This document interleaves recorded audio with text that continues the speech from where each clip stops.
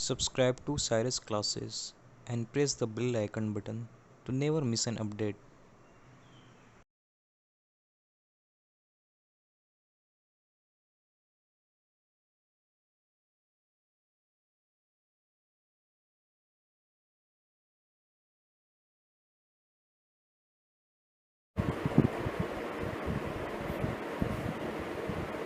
A very good evening everyone.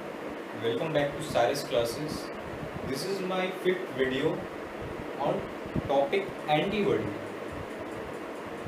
In the earlier videos we talked about immunity, then innate immunity, then acquired immunity, then different types of barrier, and now this is the video about antibody.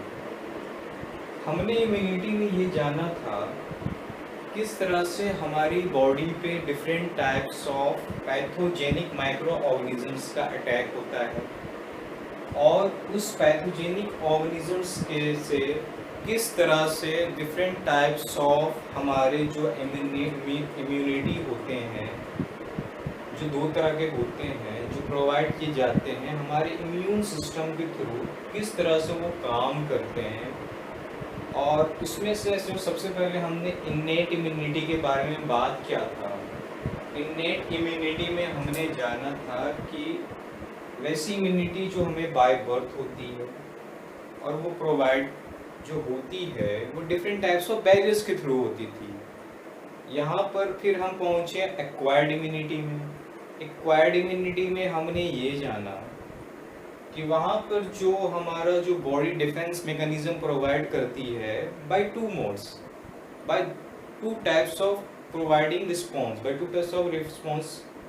That one was, first one was primary response, second one was secondary response, जिसको हमने एनामनेस्टिक response भी कहा था। हमारे जो ये जो response है ये प्रोवाइड किए जाते थे, इसके थ्रू प्रोवाइड होते थे, ये जो प्रोवाइड होते थे लिम्फोसाइट्स के through, B and T lymphocytes. इसी में हमने आगे ये भी जाना था कि बी एंड टी लिम्फोसाइट्स में कि ये जो लिम्फोसाइट जो प्रोड्यूस करते हैं वो क्या कैसे रिस्पॉन्स करते हैं, bye the production of different types of antibodies. तो यहाँ तक हम पढ़ चुके हैं। अब हम आगे पढ़ेंगे कि भाई ये एंटीबॉडी के बारे में मैंने डिफिनेशन पिछले लेक्चर में दिया था। यहाँ पर हम जानेंगे कि एंटीबॉडी होता क्या है, दिखता कैसा है, किस चीज़ का बना होता है, कैसे ये एक्ट करता है। ये सब हम लोग जो डिफरेंट टॉपिक्स हैं जो हमारे क्लास 12 लेवल तक, उस बारे में हम एंटीबॉडी के बारे में हम डिस्कस करेंगे यहाँ पर। तो एंटीबॉडी के लास्ट लेक्चर में हम जब डिस्कस कर रहे थे एक्वायर्ड इम्यूनिटी, जो हमने कहा था कि ये बी और टी लिम्फोसाइट्स के थ्रू प्रोवाइड करते हैं। और बी और टी लिम्फोसाइट्स क्या प्रोवाइड, कैसे प्रोवाइड करते थे, वो प्रोवाइड जो करते थे वो providing by producing different types of antibody. Antibody produce करके वो रिस्पॉन्स कर देते हैं। तो एंटीबॉडी जो क्या होता था, एंटीबॉडी जो है वो प्रोटीन है। भाई क्या है ये, इट्स अ प्रोटीन। ओके, ये एक ऐसी प्रोटीन है जो कौन प्रोड्यूस करता है, that is produced by B lymphocytes. कौन प्रोड्यूस करता है, विच प्रोड्यूस। तो एंटीबॉडी याद रखना किसके थ्रू प्रोड्यूस होता है, that is produced by B lymphocyte. और ये किसके रिस्पॉन्स में प्रोड्यूस होता है, जैसे ही पैथोजेनिक माइक्रो ऑर्गेनिजम्स का हमारे ह्यूमन बॉडी पे अटैक होगा वैसे ही बॉडी में जो लिम्फोसाइट्स होते हैं जो ब्लड में प्रेजेंट होते हैं वो क्या प्रोड्यूस करेंगे, एंटीबॉडी प्रोड्यूस करेंगे। तो यहाँ पर जो पैथोजेनिक माइक्रो ऑर्गेनिजम्स हो गया वो क्या हो जाएगा, वो कहलाएगा एंटीजेन। क्या कहलाएगा, एंटीजेन। तो यहाँ पर ये बात सिंपल सी बात है, जैसे ही हमारे बॉडी पे एंटीजेन का अटैक होगा वैसे ही हमारी बॉडी का जो बी लिम्फोसाइट है ये कहाँ होगा, ब्लड में होगा।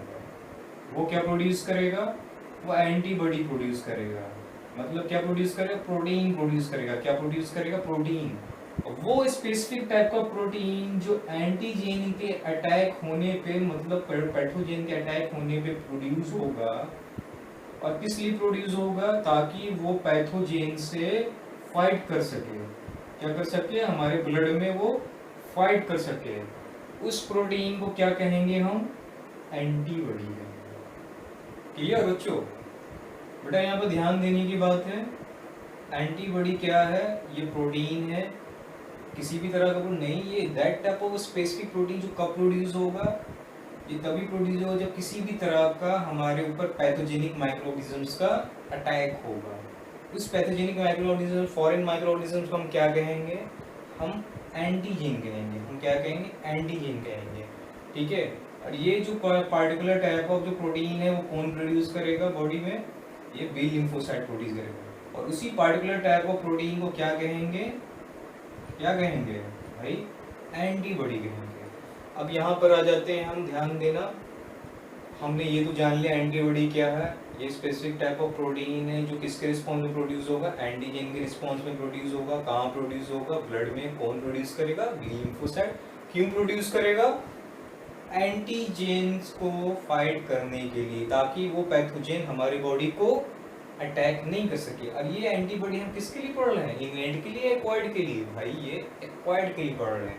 ठीक है, और किसके लिए पढ़ रहे हैं, हमने एक्वायर्ड पढ़ा है। एक्वायर्ड में हमने क्या पढ़ा, एक्वायर्ड इम्यूनिटी कैसे रिस्पॉन्स करेगी, प्राइमरी रिस्पॉन्स और सेकेंडरी रिस्पॉन्स दिखा देगा। वो प्राइमरी रिस्पॉन्स, सेकेंडरी रिस्पॉन्स कैसे अपना है ना परफॉर्मेंस दिखाएगा, by production of different types of antibody. तो भाई वो एंटीबॉडी जो प्रोड्यूस हो रहा है वो कौन करेगा, बी लिम्फोसाइट करेगा। ठीक है, बी लिम्फोसाइट्स कहाँ प्रोड्यूस होता है, ब्लड में होता है।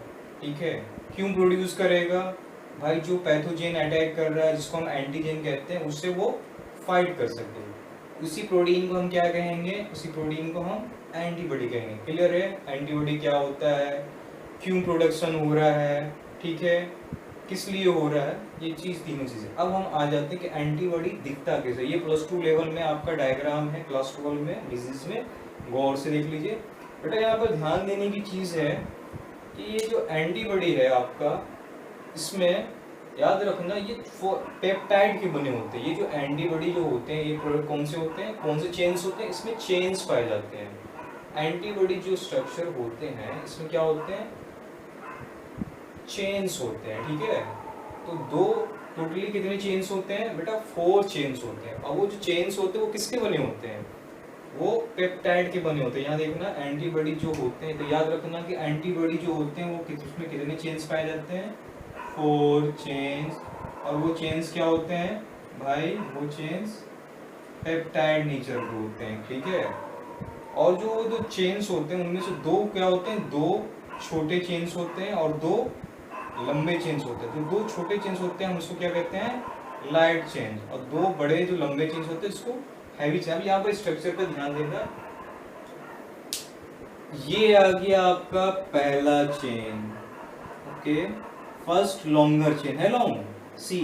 स्टार्ट कहाँ हो रहा है, एन टर्मिनल से स्टार्ट हो रहा है, खत्म कहाँ हो रहा है, सी टर्मिनल। तो हम इसको कह सकते हैं पहला लॉन्गर चेन। अब यहाँ पर देखते हैं दूसरा longer chain, N terminal start हुआ सी, तो ये हो गया आपका दूसरा लॉन्गर चेन। तो क्लियर है, यहाँ पर 2 लॉन्गर चेन है। एंडिंग पॉइंट क्या है इसका, एन। एन मतलब एमिनो टर्मिनल, सी मतलब कार्बोक्सिल टर्मिनल। ठीक है, तो एक लॉन्गर चेन ये हो गया, 2 लॉन्गर चेन होता है। एंटीबॉडी में कितने लॉन्गर चेन होते हैं भाई, 2 लॉन्गर चेन। यहाँ पर लिख लेते हैं 1L 2L।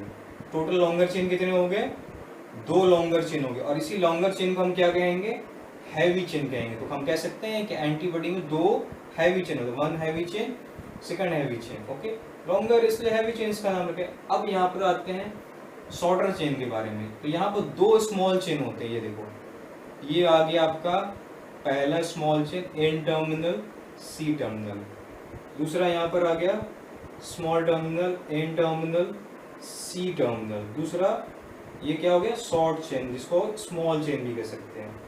तो एंटीबॉडी में 2 आपके आगे लॉन्गर चेन जिसको हम कहते हैं हैवी चेन, और एंटीबॉडी में 2 स्मॉलर चेन आ गए हैं। सी 2 स्मॉलर चेन आ गया, तो इसको हम क्या कहते हैं भाई, इसको कहते हैं लाइट चेन। क्लियर है, तो एंटीबॉडी में आपके टोटली 4 चेन होते हैं। और वो चारों चेन किस नेचर के होते हैं भाई, वो पेप्टाइड के बने होते हैं। किसके बने होते हैं, वो पेप्टाइड के बने होते हैं। दूसरी बात ये चीज कि यहाँ पर जो 4 चेन होते हैं उनमें से 2 लॉन्ग चेन होते हैं। 2 क्या होते हैं, लॉन्ग होते हैं। और वो लॉन्ग चेन क्या कहलाता है, हैवी चेन कहलाता है। क्या कहलाता है? Heavy chain. और दो क्या होते हैं?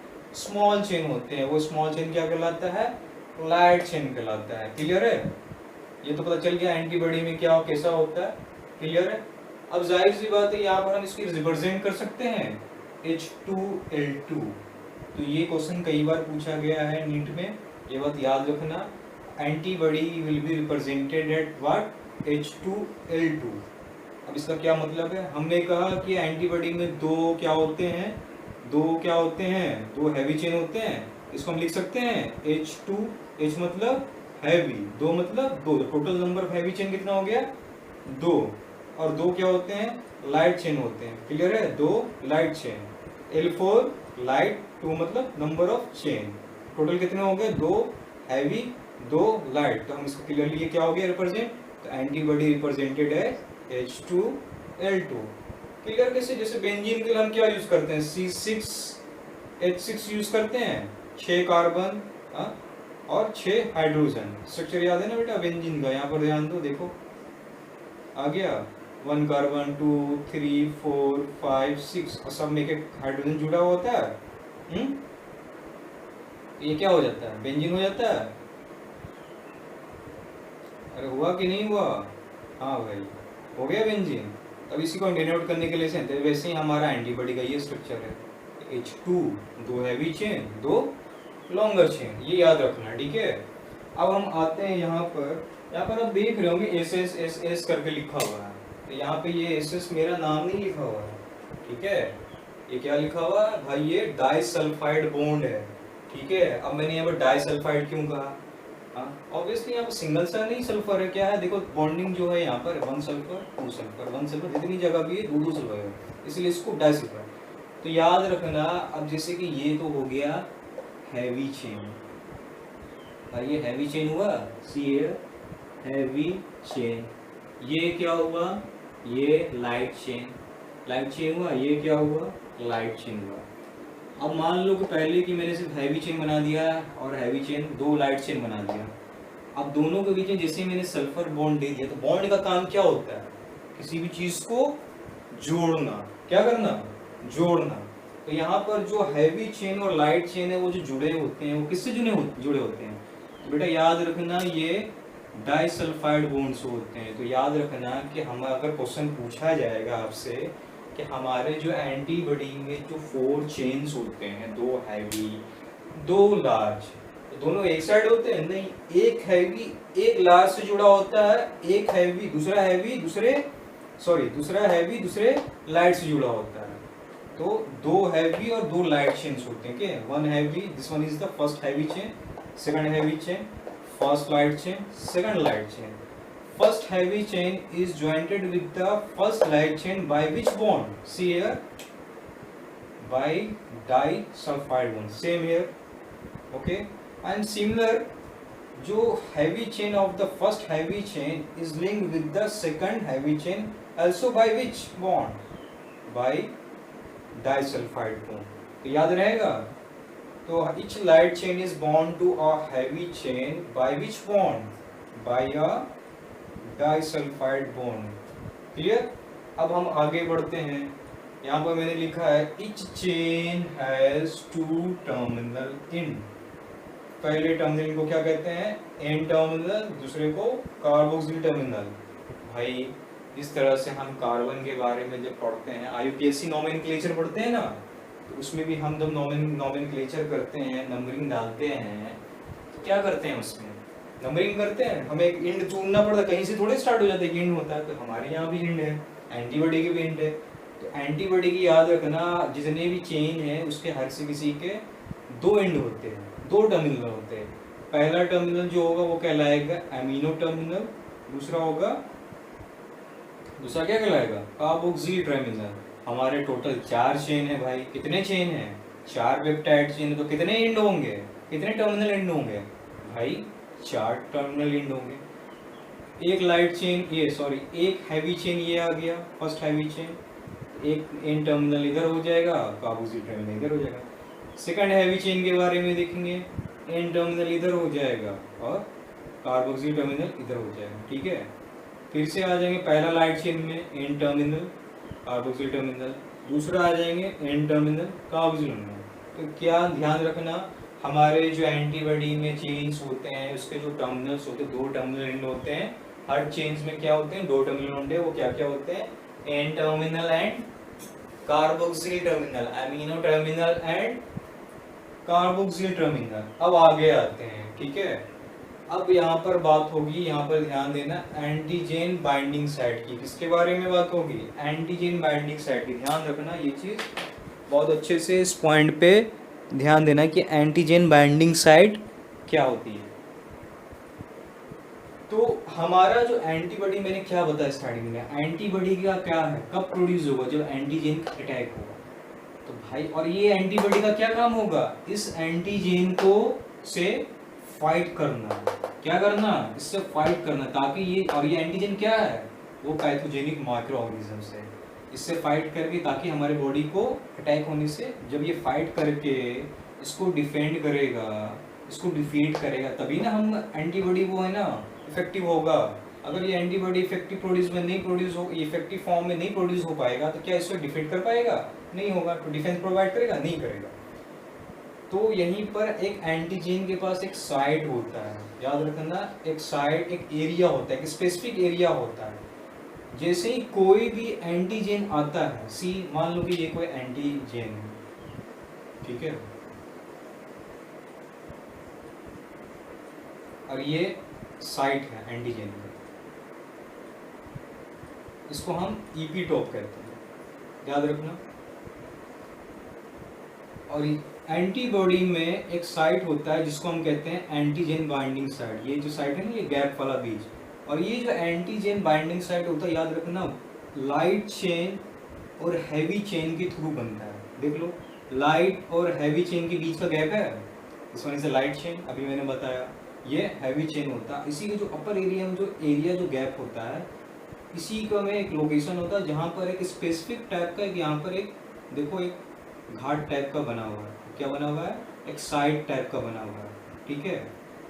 तो एक एरिया बना होता है, इसी साइड को कहते हैं, इसी एरिया को हम क्या कहते हैं, एंटीजन बाइंडिंग साइट। इस साइट का क्या काम होता है, जितने भी ईपीटॉप ये एंटीजन होते हैं, ये एंटीजन आके जब भी जुड़ेंगे, बाइंडिंग करेंगे, भाई ये फाइट कब करेगा, तुम्हें फाइट करनी होगी, तुम्हें लड़ना होगा। जब तक तुम पास नहीं आओगे, सटोगे नहीं, दूर से कैसे लड़ोगे, पास तो आना पड़ेगा ना। और एंटीबॉडी को फाइट करना है, तो जब तक ये आएगा नहीं, तो ये किसे फाइट करेगा, तो यहाँ पर एक स्पेसिफिक साइड, एक एरिया बना होता है। होता ये है, ये जो एंटीजन है, ये आके यहाँ पर बाइंड कर जाता है। ये जो साइड बना रखा हमने, ठीक है, साइड कर जाता है। एंटीजन का कोई भी एरिया, तो एंटीजन का भी एक एरिया होता है, ठीक है ना। जिस तरह से एक बात बताओ, हमें बोतल में ढक्कन लगाना होता है, तो कोई भी एक घाट बना होता है, तो वो घाट बना रहेगा, वो साइड बना रहेगा, तभी ना वो जाके अच्छे से फिट हो पाएगा, वरना वो फिट हो पाएगा, नहीं हो पाएगा। उसी तरह से एंटीबॉडी में भी एक साइड बना होता है स्पेसिफिक फॉर्म का। और इसी तरह का जितने भी एंटीजेंस होते हैं, जो पैथोजेनिक माइक्रो ऑर्गेनिज्म होते हैं, जब हमें इन्फेक्टिव फॉर्म में, जब बॉडी में घुसते हैं, एंटीजन फॉर्म में होते हैं, तो उस पर एक सरफेस एरिया होता है, उस सरफेस को हम कहते हैं ईपीटॉप। ये ईपीटॉप का काम क्या है, ये एंटीजन को मदद करेगा इस एंटीबॉडी के साइड से जुड़ने में। क्लियर है। तो याद रखना, एंटीजन बाइंडिंग साइट है, it is an area which provide site of attachment to the antigen. Epitope मैंने बता दिया, क्या एंटीजन का कहीं पर से नहीं है, एंटीजन में भी एक सब पार्टिकुलर, जैसे वो बोतल का ढक्कन वाला एग्जांपल दिया मैंने, कि भाई बोतल को समझ लो, बोतल का जो ऊपर का जो राउंड राउंड बना हुआ है, वो समझ लो एंटीबॉडी का एंटीजन बाइंडिंग साइट है। बोतल क्या हो गया, क्या बोतल को उल्टा वेंड लगाओगे, नहीं ना, जो घाट है उसी को लगाओगे ना। वो जो घाट हो गया, वो क्या हो गया, वो ईपीटॉप हो गया, पूरा ढक्कन एंटीजन हो गया। और बोतल का जो घाट हो गया, जो साइड हो गया, वो क्या हो गया, वो ईपीटॉप होगा। जैसे ही हम बोतल के ढक्कन को बोतल से जब उसके ऊपर कवर को लगाते हैं, तो क्या होता है, अच्छे से अटैचमेंट हो जाता है, बाइंडिंग हो जाता है, पानी कभी निकलना तो नहीं। सेम केसेस वही होता है, हमारे एंटीबॉडी पे साइड बना हुआ था, एंटीजन आया, तो एंटीजन का भी क्या होगा, उस पर भी एक पार्टिकुलर टाइप का साइड बना होता है। ओके, लॉक एंड की मॉडल भी एक कह सकते हैं, इसमें मैं पढ़ाऊंगा, फ्लूइड एक मॉडल है उसके में, खैर वो तो बात की चीज़ है। तो इट्स लाइक एक जिस तरह से एक पार्टिकुलर हर ताले की एक चाबी होती है जो उसी से जब तक वो उस घाट में नहीं बैठेगा वो ओपन नहीं होगा, सेम केसेस यहाँ पर भी होता है। और जैसे ये बाइंडिंग हो जाएगा उसके बाद ये एंटीबॉडी उसको फाइट करिए। फर्दर मैकेनिज्म अभी आपको जानना नहीं है, वो हायर लेवल पे आपको बस ये पता होना चाहिए कि भाई एंटीजन बाइंडिंग साइट क्या होता है। तो भाई एक ऐसा एरिया होता है जहाँ पर एंटीजन आके अटैच होगा। एंटीजन भी का भी कौन सा एरिया अटैच होगा, एंटीजन का इपीटॉप पार्ट अटैच होगा। कौन सा पार्ट होगा, इपीटॉप पार्ट होगा। तो इपीटॉप क्या होता है, ये एंटीजन का वो एरिया है जो एंटीबॉडी के एंटीजन बाइंडिंग साइट से अटैच होगा। क्लियर है। और मैंने ये बता ही दिया कि एंटीजन याद रखना, एंटीजन बाइंडिंग साइट है वो किससे बनेंगे, it is formed by light chain and heavy chain. भाई देख लो ये लाइट चेन है, ये हैवी चेन है, लाइट और हैवी की चेन के बीच में ये एंटीजन बाइंडिंग साइट। तो जाहिर सी बात है ये जब भी बनेगा तो किसके थ्रू बनेगा, one light chain and one heavy chain के थ्रू। एक बात और याद रखना, यहाँ पर देखो, यहाँ पर एंटीजन बाइंडिंग साइट मैंने कितना दिखाया, 2 दिखाया। तो मिनिमम याद रखना, minimum number of antigen binding site कितना होता है, minimum number of antigen binding site present in antibody is 2। Okay, कितना, 2। तो मिनिमम एंटीबॉडी कितने हैं, मिनिमम बता रहा हूँ, नॉट मैक्सिमम। मैक्सिमम मेनी हो सकते हैं, काफी हो सकते हैं। ओके, उतना नहीं जानना आपको, इतना याद रखना एंटीजन बाइंडिंग साइट मिनिमम कम से कम कितना होगा, कम से कम 2 होगा। मतलब कम से कम 2 इपीटोपिक पार्ट ऑफ एंटीजन से ये बाइंड हो सकता है। अब हमें ये पता करना चलना है जिस तरह से कि हर एंटीजन के लिए एक ही तरह का एंटीबॉडी तो नहीं प्रोड्यूस होगा, डिफरेंट टाइप्स ऑफ एंटीजन का अटैक हुआ तो डिफरेंट टाइप्स ऑफ एंटीबॉडी का प्रोडक्शन स्टार्ट हुआ। तो हमारे रिसर्च के हिसाब से और अभी जितने भी एंटीबॉडी अभी तक हमें इम्यूनोग्लोबुलिन्स भी कहते हैं, जिसे एंटीबॉडी को और भी क्या कहते हैं भाई, इम्यूनोग्लोबुलिन्स।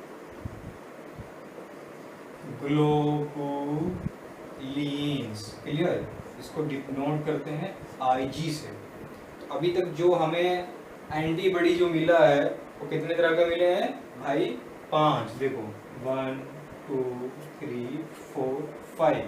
क्या क्या नाम है, IgA, then IgD, IgE, IgG, IgM। Antibody A, IG मतलब इम्यूनोग्लोबुलिन। इम्यूनोग्लोबुलिन किसका नाम है, एंटीबॉडी को इम्यूनोग्लोबुलिन कहते हैं। तो antibody A, antibody D, antibody G and antibody M। ये 5 तरह के एंटीबॉडी अभी तक पाए गए हैं हमारे बॉडीज में। किसके अगेंस्ट प्रोड्यूस हुए हैं इतने तरह के antibody, different types of pathogenic microorganism, जिसको हम और क्या कहते हैं, फॉरेन। तो यहाँ पर हमने इतने ही एंटीबॉडी हमें मिला है, antibody A, antibody D, antibody E, antibody G and antibody M। तो हमने अभी तक हमें 5 तरह का एंटीबॉडी मिला। क्लियर है। तो यहाँ पर ये टॉपिक क्लियर कंप्लीट होता है एंटीबॉडी का। ये एंटीबॉडी हम किसके पार्ट में पढ़ते हैं, this we will talking about the acquired immunity. बेटा कंफ्यूज होने की जरूरत नहीं है। यहाँ पर हमने पहले इन्नेट इम्यूनिटी पढ़ा, इन्नेट इम्यूनिटी में हमने क्या पढ़ा, हमने उसमें क्या पढ़ा, हमने उसमें ये जाना क्या होते हैं इन्नेट इम्यूनिटी प्रोवाइड, वो कैसे होते थे, by providing different types of barriers, different types of barriers के थ्रू प्रोवाइड होते थे। फिर हम कहाँ आए, हम एक्वायर्ड इम्यूनिटी में आए। उसमें हमने क्या देखा, वहाँ पर प्राइमरी रिस्पॉन्स और सेकेंडरी रिस्पॉन्स होता है। वो प्राइमरी रिस्पॉन्स और सेकेंडरी रिस्पॉन्स जो प्रोड्यूस होते थे वो किसके फॉर्म में होते थे, B and T lymphocyte. B and T lymphocyte अब रिस्पॉन्ड दे रहे किस फॉर्म में दे रहे, by the production of antibody. तो सारा लिंक है। तो एक तरह से हम कह सकते हैं कि एक्वायर्ड इम्यूनिटी हमारा जो फॉर्म हो रहा है वो किस फॉर्म में होगा भाई, आपके एंटीबॉडी के फॉर्म में होगा। किसके फॉर्म में होगा, बाय एंटीबॉडी। ठीक है। अब हमने एंटीबॉडी में जान लिया एंटीबॉडी कैसा होता है, कैसा दिखता है, क्यों प्रोड्यूस होता है, सारा यहाँ पे क्लियर है। तो आपके 12 बायोलॉजी डिजीज क्लास में, आपके 12 के क्लास के डिजीज टॉपिक में आपका एंटीबॉडी के बारे में इतना ही, आपको ज़्यादा हायर नहीं जाना है। आप जब हायर क्लासेस में जाओगे, इम्यूनोलॉजी एक सब्जेक्ट होता है, वहाँ आप अच्छे से पढ़ोगे एंटीबॉडी कैसे काम करता है, क्या करता है, नहीं करता है। 12 आपको नीट निकालने के लिए इतना सफिशिएंट नॉलेज है। होप ये क्लास आपको पसंद आया होगा। And in the next class हम आगे बढ़ेंगे। मैं टोटली NCERT फॉलो कर रहा हूँ। आप NCERT को खोल के देख सकते हैं, आपका एंटीबॉडी कितनी चीज़ दिया हुआ इतना सफिशिएंट अगर आप इतना कवर कर लेंगे तो आपका यहाँ से एक भी सवाल नहीं छूटेगा। Thank you very much. Please subscribe my class, Cyrus classes, and show your support by subscribing and liking my channel.